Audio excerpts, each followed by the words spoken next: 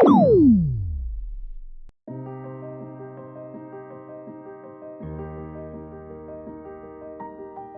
आपने कभी उस व्यक्ति के बारे में सोचा है जिसने यीशु मसीह की सूली पर चढ़ाने में अहम भूमिका निभाई थी? पोंतियस पिलातुस, जो यहूदिया का रोमन गवर्नर था, बाइबल की सबसे रहस्यमय हस्तियों में से एक है।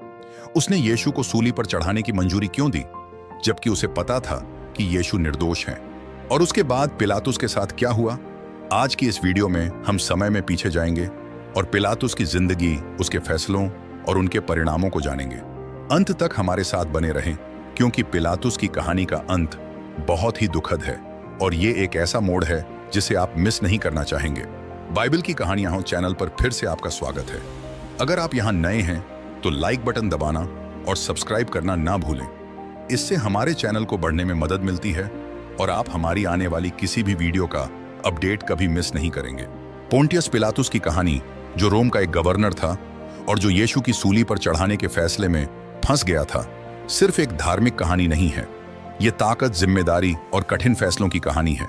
एक ऐसे समय की जब राजनीतिक तनाव और सांस्कृतिक टकराव आम थे। पोंटियस पिलातुस का नाम बाइबल में बहुत बार आता है, खासकर उन घटनाओं में जो यीशु की सूली पर चढ़ाए जाने से पहले हुई। पिलातुस रोम की यहूदिया प्रांत का 5वां गवर्नर था। उसने 26 ईस्वी से 36 ईस्वी तक रोम के सम्राट टिबेरियस के अधीन काम किया। पिलातुस ने नए नियम में एक बड़ा रोल निभाया, क्योंकि उसने यीशु को सूली पर चढ़ाने की अनुमति देने का महत्वपूर्ण फैसला लिया था। लेकिन यह फैसला आसान नहीं था। इसके पीछे कई जटिल घटनाएं और गहरे रहस्य थे।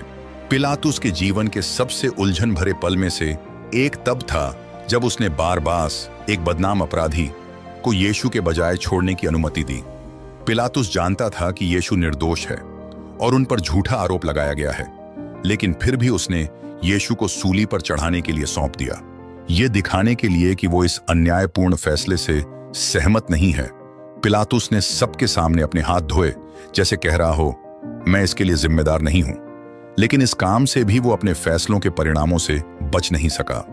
शुरू करने के लिए चलिए पिलातुस के रहने वाले दुनिया के बारे में थोड़ा समझते हैं। 67 ईसा पूर्व में रोमन साम्राज्य ने यहूदिया क्षेत्र पर कब्जा कर लिया और इसे रोमन शासन के अधीन कर दिया। यहूदी जो यहूदिया में रहते थे को यह कब्जा अच्छा नहीं लगा। वे स्वतंत्रता चाहते थे और रोमन शासन से खुश नहीं थे। रोमन अपनी संस्कृति और धर्म को मानते थे, जिसमें वे कई देवताओं की पूजा करते थे, जबकि यहूदी एक ही परमेश्वर में विश्वास करते थे। ये कल्चरल और रिलीजियस डिफरेंस बहुत तनाव और टकराव का कारण बना। रोमन साम्राज्य ने अपने प्रांतों जैसे यहूदिया पर बहुत ज्यादा टैक्स लगाया। इन टैक्सों का इस्तेमाल रोमन सेना और प्रशासन को सपोर्ट देने के लिए किया जाता था, लेकिन ये यहूदी लोगों के लिए बहुत बड़ा बोझ बन गया, जो पहले से ही संघर्ष कर रहे थे। इस टैक्स का बोझ और रोमन कानून यहूदियों के बीच हमेशा नाराजगी का कारण बनते थे।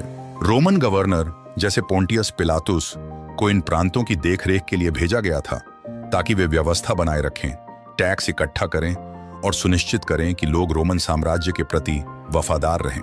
लेकिन इन गवर्नरों ने कभी कभी अपनी ताकत का इस्तेमाल ऐसा किया कि यह स्थानीय लोगों के विश्वासों से टकरा गया। उदाहरण के लिए, रोमन नेता यहूदी जगहों पर रोमन सिंबल्स या मूर्तियां लगाना चाहते थे, जो यहूदी कानूनों के खिलाफ था, क्योंकि उन्हें मूर्तियां बनाने से मना किया गया था। ये कार्य अक्सर यहूदी के बीच गुस्से और यहां तक कि बगावत का कारण बनते थे। पिलातुस के शुरुआती जीवन के बारे में ज्यादा जानकारी नहीं है। हिस्टोरियंस का मानना है कि उसका जन्म लगभग 26 ईसा पूर्व हुआ और वो संभवतः सेंट्रल इटली से आया था। उसका परिवार घुड़सवार वर्ग का हिस्सा था, जो सीनेटर वर्ग से नीचे था, लेकिन फिर भी रोमन समाज में एक हाई स्टेटस रखता था। उसके पालन पोषण या शिक्षा के बारे में बहुत कम जानकारी है, लेकिन पिलातुस ने प्रभावशाली रोमन व्यक्तियों के साथ संबंध बनाकर ऊंचाई हासिल की।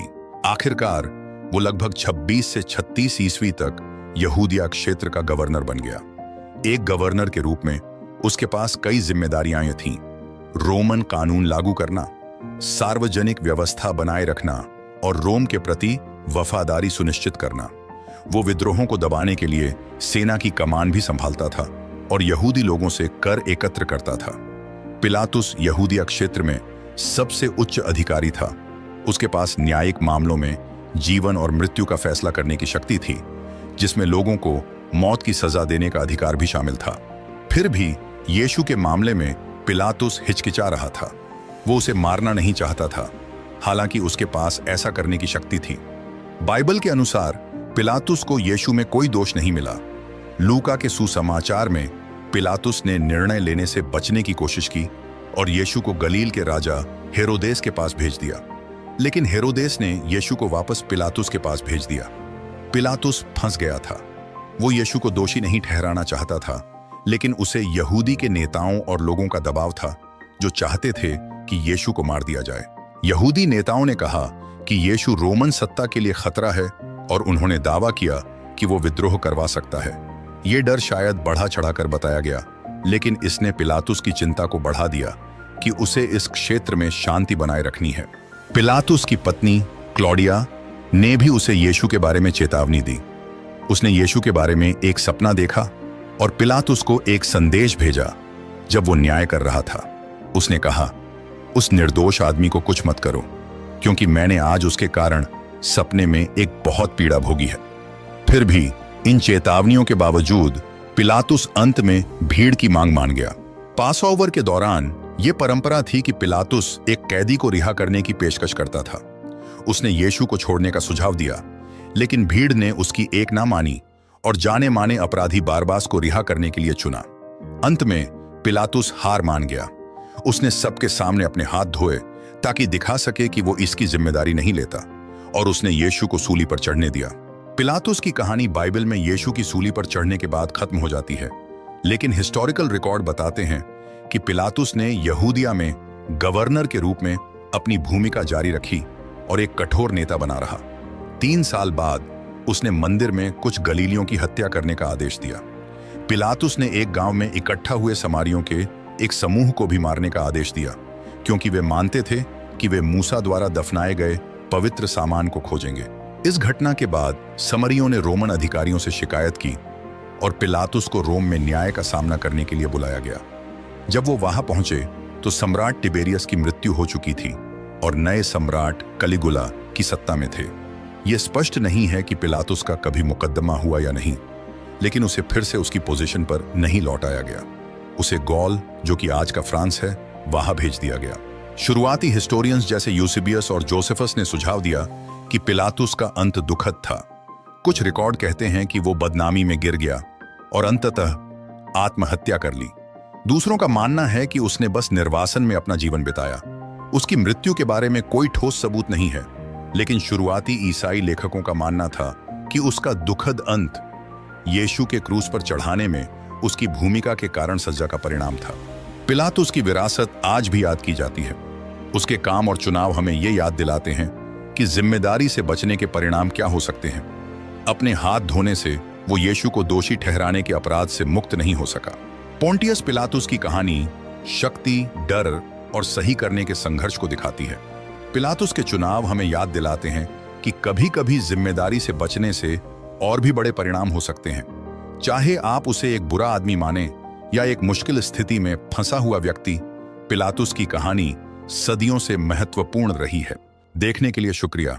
अगर आपको यह वीडियो पसंद आया तो कृपया लाइक करें, शेयर करें और ऐसे ही दिलचस्प और ऐतिहासिक बाइबल की कहानियों के लिए सब्सक्राइब करें। परमेश्वर आपको आशीष दे। धन्यवाद।